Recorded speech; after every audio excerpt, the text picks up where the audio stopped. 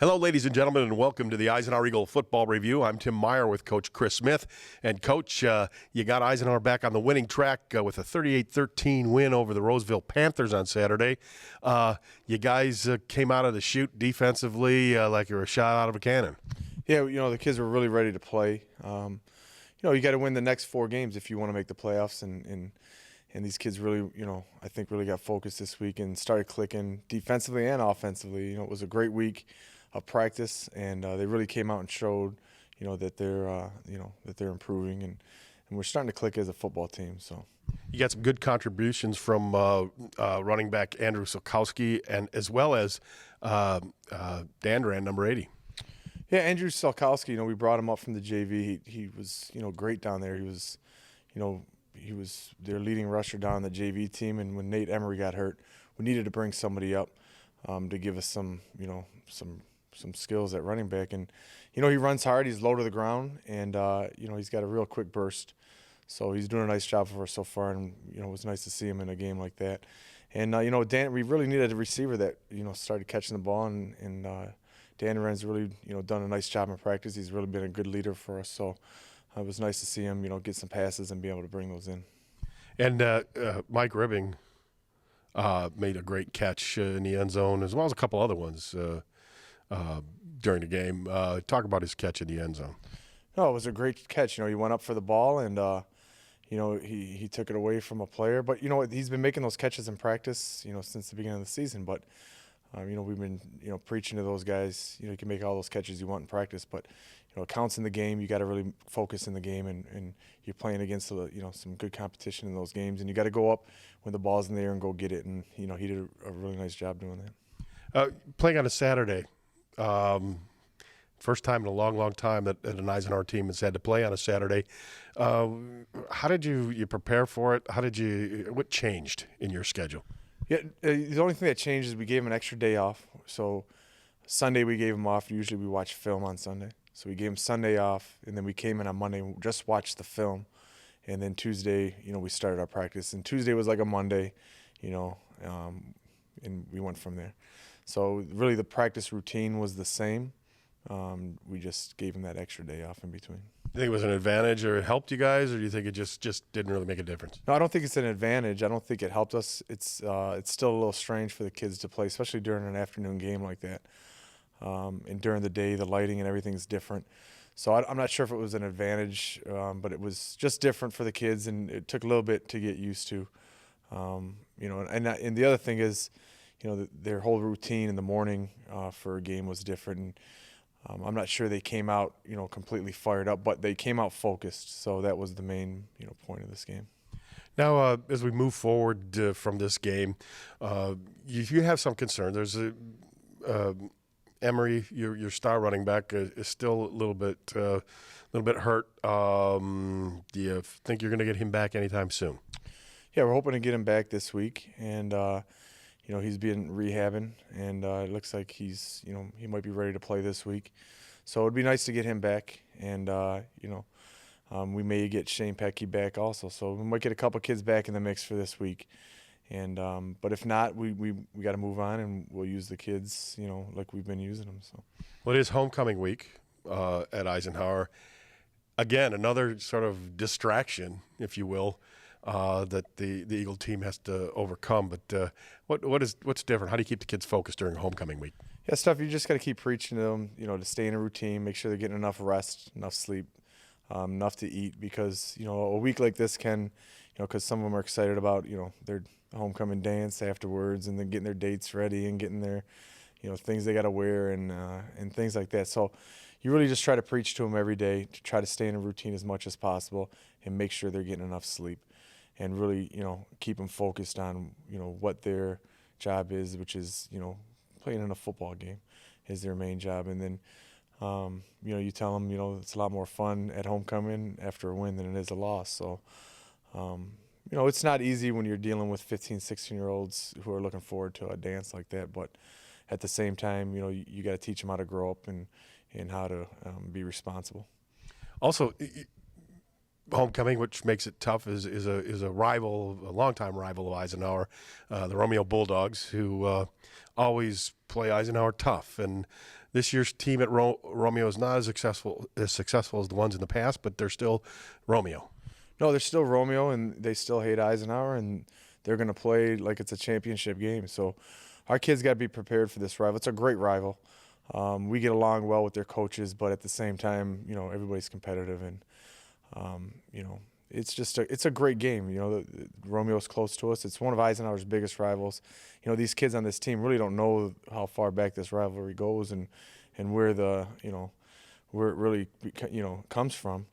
But the coaches that have been around, and the coaches that were around, like Bob Lancey when he was here at the beginning, used to tell us about the rivalry right from the start. So the coaches that are here now know about it, and we've been through, the last 15 to 20 years of this rivalry. And it's going to be tough for these kids, but there's nothing better than a big rivalry game to me, With a record of 2 wins and 3 losses, the Eisenhower Eagles were desperate for a win to stay in contention for the state playoffs.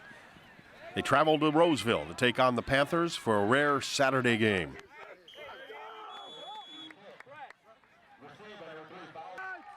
When the Eagles get the ball, Dan Chmielewski goes right to work, and he hits Adam Figlin with this pass, good for 9 yards. Then this pitch to Andrew Sokowski, good for an Eagle first down.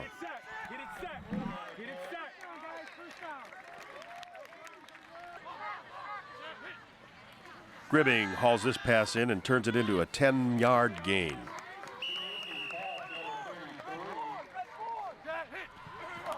Then it's Andrew Sokowski again around the right side, taking it to the Roseville 5, making it 1st and goal, Eagles. Andrew Sokowski gets the call again, and he takes the football in the end zone. The Eagles led it 6-0. The extra point was good, and the early lead for Eisenhower was 7-0.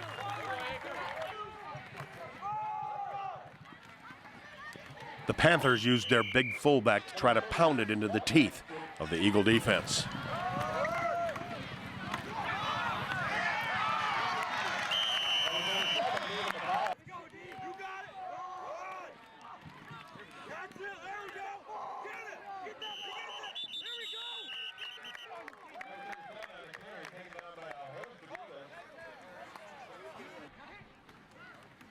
Number 44, Hayden Beckholtz, brings down Michael Evans, forcing Roseville to punt.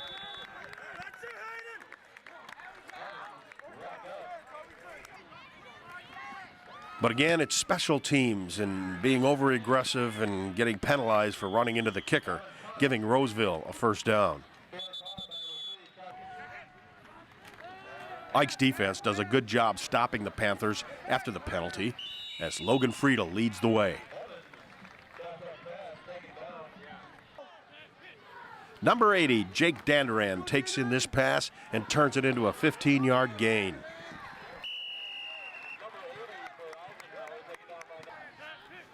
On 4th down and 3, it's Danderan again making this nice catch for an Eagle first down.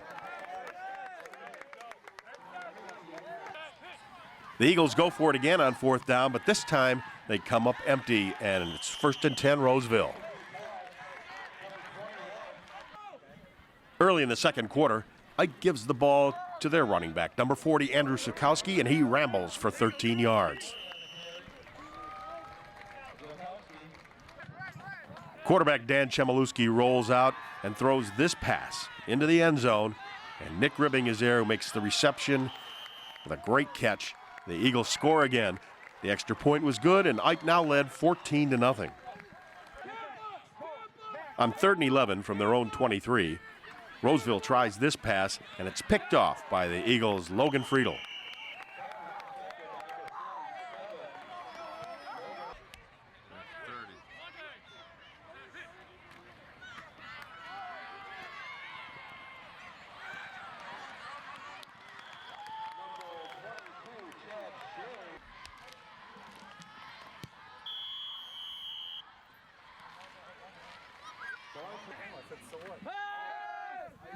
When Roseville got the ball back, quarterback Mike Evans shows what a gifted athlete he is. Only Vinnie Herman prevents a score with this tackle. Right there. On 4th down and 9, The Roseville center snaps it over the head of Mike Evans, and Ike has great field position again.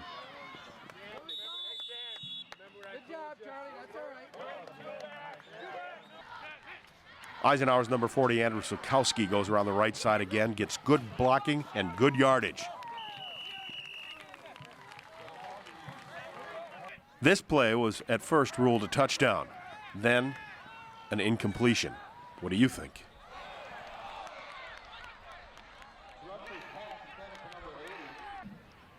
Number 14, Eric Dolinsky, comes on and kicks this field goal, making it 24-0 Eagles.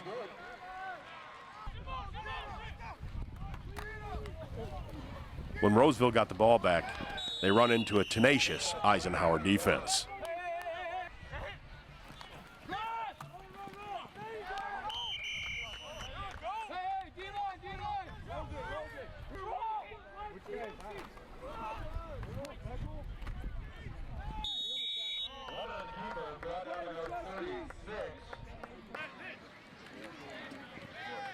Late in the second quarter, Ike is in their 2-minute offense.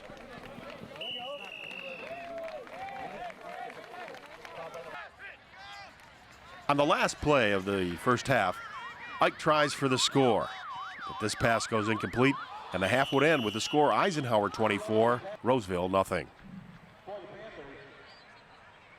To begin the second half, the Roseville kicker whiffs on this kickoff, and Ike has great field position.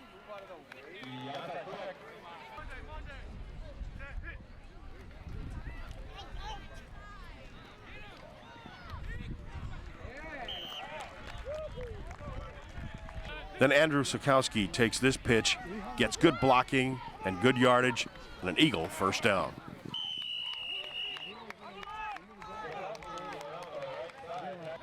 It's Miller again for another 7 yards.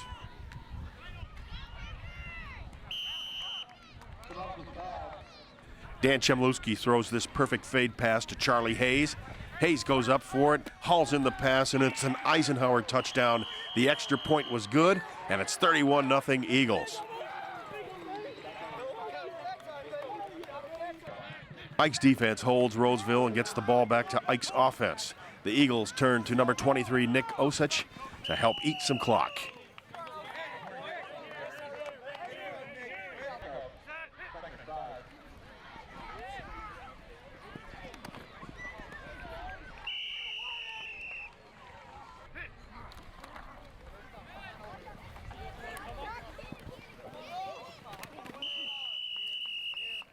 Osich's runs helped to set up this touchdown pass from Dan Chmielewski to number 42, Tracy Johnson. The extra point was good, and now Eisenhower led 38-0.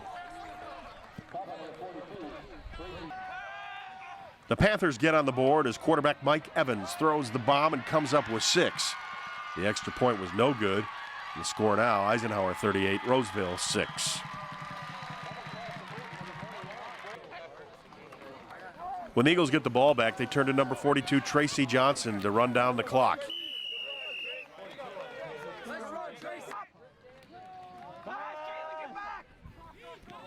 Eisenhower eventually was forced to punt, and Roseville again goes deep as Mike Evans hits Adrian Smiley deep in Eisenhower territory.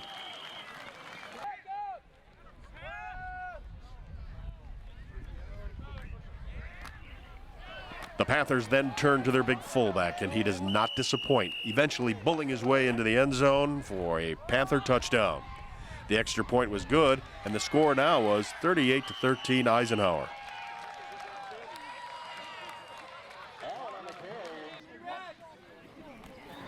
Eisenhower turns to number 44, Hayden Beckholtz, to close out the game.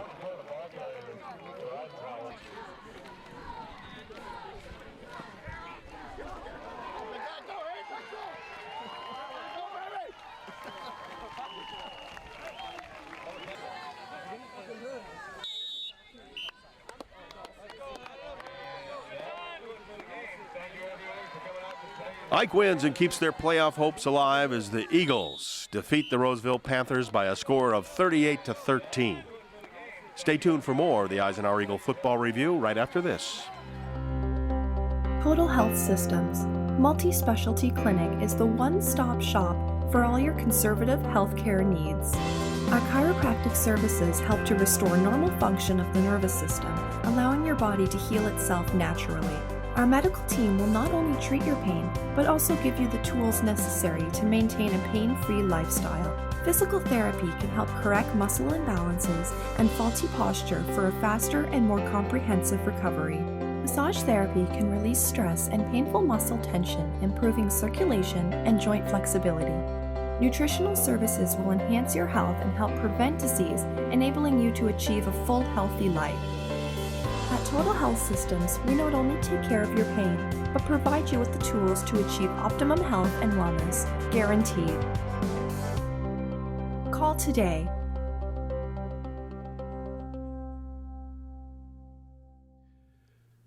After being shut out the week before against Dakota, Eisenhower's offense came to life against Roseville. We talked to Dave Drath about the Eagle offense. He scored 38 points against the Roseville Panthers on Saturday. Looks like the Eagle offense has come back to life after that Dakota shutout. What do you attribute that to, Dave? Well, that was Dakota was tough. I mean, we had a very difficult time. I think that we're finally starting. We're very young on a lot of positions. I think that we're finally starting to get a little bit of rhythm going, and I really think that our pregame on Saturday was excellent. It was the best pregame that we had in the gym all year, and I think that really helped us get a rhythm going. And we had everything. We had a lot of stuff scripted out, and the kids understood what we were trying to do, and we practiced it pretty effectively all week. And of course, you get better as the week goes on. I thought that showed on Saturday. And certainly the Dakota game, Nate Emery not being in there after being your starter all year and your go-to guy at running back, he was not in the game against Dakota, and he also wasn't in against Roseville, but it looked like an Andrew Sokowski, number 40, was feeling a little bit more comfortable. Yeah, I think he's come around. I mean, when you first come up, he's a sophomore playing on the varsity. And, we brought him up. We didn't tell him we were bringing him up. We just brought him up one day and see how he would do and just did some basic plays, and he looked really good. I think it takes some time to get your legs underneath you because the speed of the game between JV and varsity is so great that I think he finally started to get a feel for it. And, he blocks like a son of a gun, and a pleasure to watch run. He set up some really good blocks on Saturday and made some good cuts off him. So I was very happy with him. And, of course, Nate Emery that's a tough loss for a couple of games. But hopefully he'll be back this week and we can get him back into the offense and be a little bit more effective. You also have number 22, Chad Sherry, and he's broken a couple long runs, and he's your fullback. Yeah. And he's got to be scared himself when he's all 30 yards down the field and still running. I mean, that's got to scare him a little bit. But what kind of plays? Not what kind of plays, but how do you explain him busting loose like that? We knew coming into the season, watching Chad last year, that he is a very good runner. I mean, normally you look at it and go fullback, big guy, just beat up people. But we knew that if we could get Chad going, straightforward, that he has a very good vision and he's a very good runner. I don't think people expected that out of him, but we did. And your quarterback, Dan Chmielewski, you gave him some nice plays to execute, and he did that very well. Was 10 of 18 on Saturday. Yeah. It looks like he's got some new receivers to throw the ball to. Yeah, we looked at Charlie Hayes and Fig. They were just. I mean, they played every down, both sides of the ball against Dakota, and I think that in the fourth quarter, at the end of the third and the fourth quarter, when we missed some of those long passes, I told Adam and Charlie on Friday night.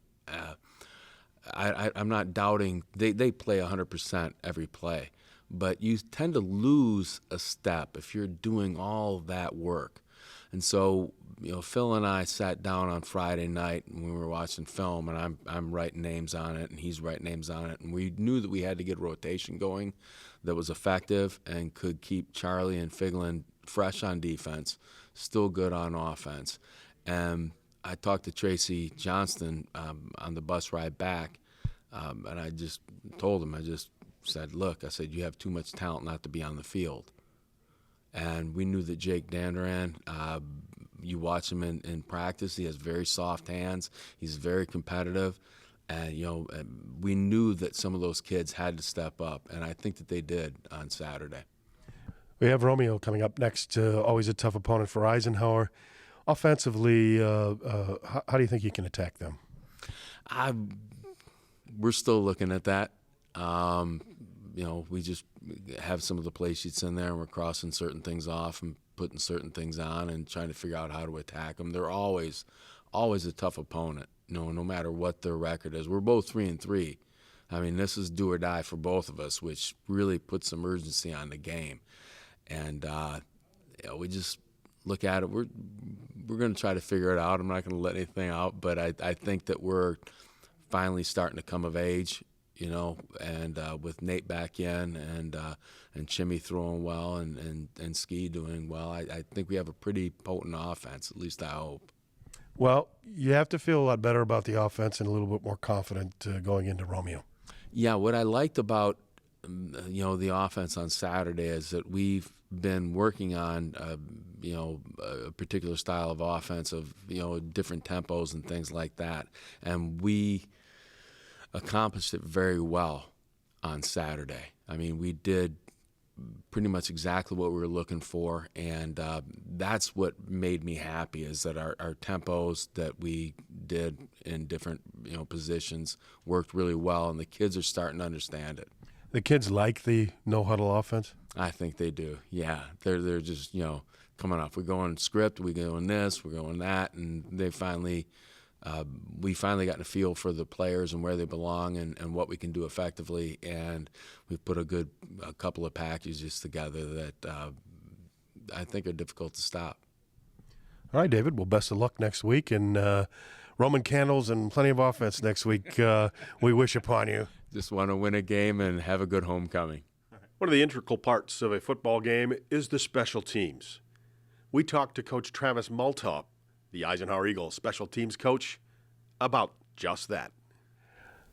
Eisenhower special teams have played a very intricate role for the Eagles. It's very important. Special teams are a very important part of the game, especially these days.